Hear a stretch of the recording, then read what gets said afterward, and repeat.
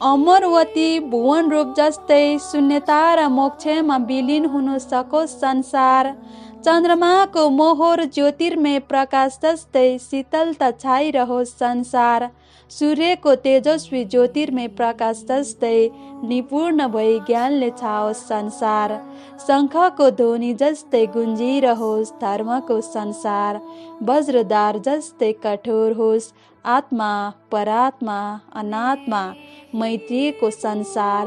अष्ट कमलको फूल जस्तै दिव्य स्मृति सुगन्धले छाओस् शील प्रज्ञा समाधिको संसार। सम्पूर्ण पुण्यवान आत्माहरूमा मैत्री मङ्गलम। आज म बोधि मार्गदर्शन मैत्री धर्मको नीति नियमभित्र रहेर गुरु मार्गदर्शन प्रस्तुत गर्न गइरहेको छु। मानव मात्र एक प्राणी हो जोसँग अद्भुत क्षमता र बुद्धि विवेकले युक्त मस्तिष्क छ, जहाँ अर्को दोस्रो कुनै त्यस्तो प्राणी भेटिँदैन जो मानवको बराबरी गर्न सक्ने मस्तिष्क पाएको होस्। एकपटक विचार गरौँ, यदि मानव भन्ने प्राणी नै नहुने हो भने यहाँनिर संसारको औचित्य वा महत्त्व नरहने स्पष्ट छ। यहाँ मानवको अस्तित्व रहनाले नै संसारको सृष्टि सम्भव हुन गएको देखिन्छ। वास्तवमा यो नै परम सत्य छ। यही मानव आत्माको उद्धारको लागि अति जटिल र परिष्कृत लोकको उत्पन्न गराउन सम्भव भएको हो। यसरी हेर्दा प्रत्येक मानव आत्मा कति पुण्यवान र महत्त्वपूर्ण रहेको छ भन्ने कुरा अभूतपूर्व संसार सृष्टिबाट पुष्टि हुन्छ। यो कार्य कुनै साधारण विषय होइन जुन सपना र कल्पनामा भइरहेको होस्। यो त यथार्थ घटनाक्रममा आधारित रहेको स्पष्ट नै छ। सबै आत्माको एउटै मात्र इच्छा आकांक्षा भनेको स्वर्गीय परम सुख शान्ति आनन्द र सम्भव भएसम्म सर्वज्ञानले युक्त मोक्ष प्राप्त गर्नु हो।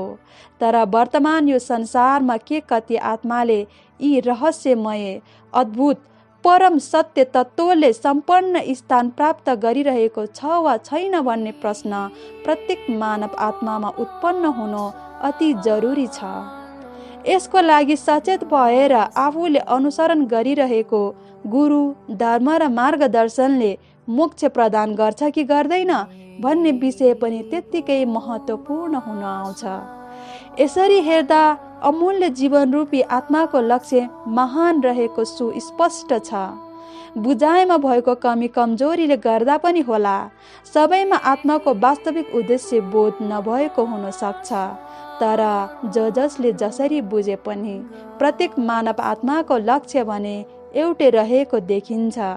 त्यसकारण उक्त लक्ष्य प्राप्त गर्न अपनाइने धर्म मार्गदर्शन एउटै वा एक समान हुनु अनिवार्य छ कि छैन र यो आवश्यक रहन्छ कि रहँदैन, यो विषयलाई प्रमुखताका साथ लिएर बोधि मार्गदर्शन मैत्री धर्मको प्रतिपादक वा सृष्टिकर्ता सर्वज्ञ परम पूजनीय महासम्बोधि धर्मसङ्घ गुरुज्यूले समस्त मानव आत्मालाई एक समान बोधि मार्गदर्शन मैत्री धर्ममा समेट्दै युगौँदेखि विस्थापित रहेको उक्त दुर्लभ अवसरलाई पुनः प्रदान गर्नमा लागि पर्नु भएको छ। दृश्य तथा अदृश्य सृष्टिको सर्वतत्त्वको अस्तित्वको केन्द्र मात्र धर्म हो र धर्मको एउटै उद्देश्य सम्पूर्ण आत्माको उद्धार साथै मुक्ति र मोक्ष प्रदान गराउनु हो। यसैका लागि यो सारा तत्त्वको समष्टिगत सृष्टि वा उत्पन्न हुन सम्भव भएको हो। यो रहस्यमय अद्भुत उपलब्धिको लागि नै परमात्मा भगवानले यो सर्वतत्त्वको रचना गर्नुभयो। यदि यी महान कार्यको लागि नभएर अन्य प्रयोजनका लागि थियो भने पक्कै पनि कदाचित महादुःख र परिश्रमद्वारा भगवानले संसारको सृष्टि गर्नु र समय अनुकूल महान गुरुहरूको यस धारामा आगमन भइरहनु किन र के को लागि आवश्यक रहन्थ्यो होला र। धर्मको विस्तार धर्म कर्म गर्न र गराउनका लागि उहाँहरूले महाकठिन सङ्घर्ष किन र के को लागि गर्न आवश्यक पर्थ्यो होला र।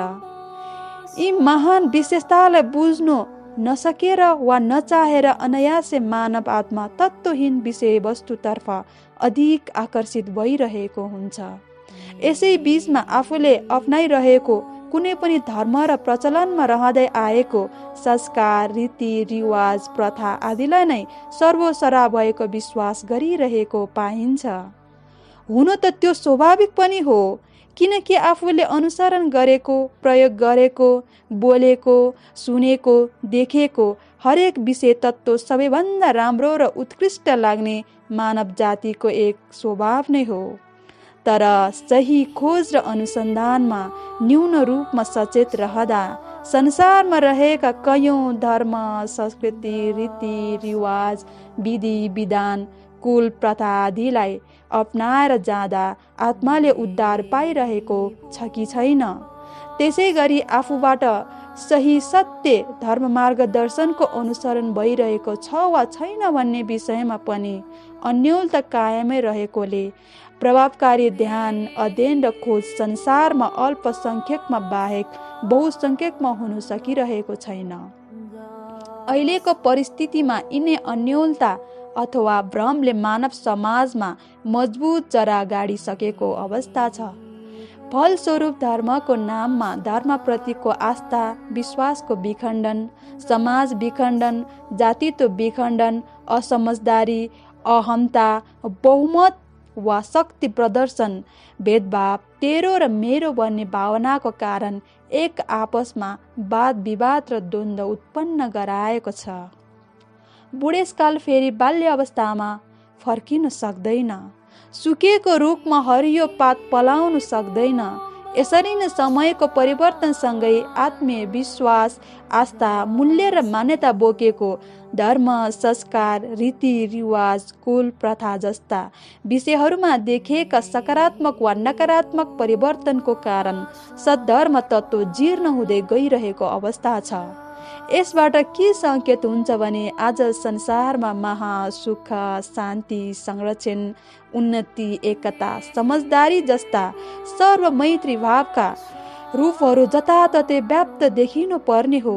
तर मानव जगतमा ठिक विपरीत महा अशान्ति, विभाजित, अव्यवस्थित, कलह, द्वन्द्व, दमन, अत्याचार, हिंसा, भेदभाव र भ्रष्टाचार दिन प्रतिदिन बढ्दो स्थितिमा छ। यत्रो समय युग बितिसक्दा पनि कहीँ कतैबाट शान्तिको मूलद्वार खुल्न सकिरहेको छैन।